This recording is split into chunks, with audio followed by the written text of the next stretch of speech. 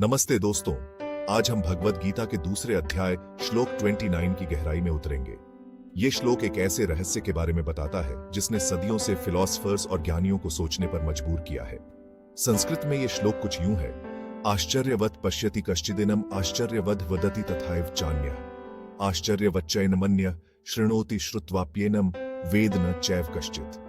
आसान भाषा में कहें तो इसका मतलब है, कोई आत्मा को अद्भुत मानता है, कोई इसे अद्भुत बताता है, तो कोई इसके बारे में सुनकर हैरान हो जाता है, और कुछ लोग तो सुनने के बाद भी इसे समझ नहीं पाते।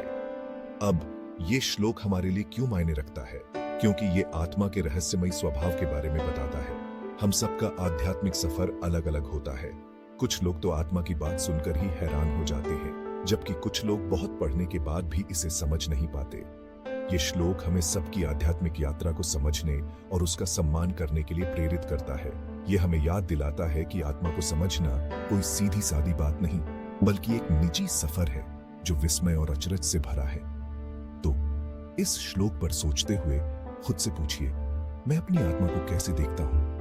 क्या ये मेरे लिए अचरज का विषय है, एक गहरा रहस्य है, या कुछ ऐसा है जिसे मैं समझने की कोशिश कर रहा हूं? याद रखिए, समझ के अलग अलग स्तर पर होना बिल्कुल ठीक है। जरूरी ये है कि हम खोजते रहें, सीखते रहें और अपने अस्तित्व के चमत्कारों के लिए खुले रहें। आज मेरे साथ जुड़ने के लिए शुक्रिया। सोचते रहिए, हैरान होते रहिए और अपने अंदर की खोज की यात्रा को अपने जीवन में खुशी लाने दीजिए। नमस्ते।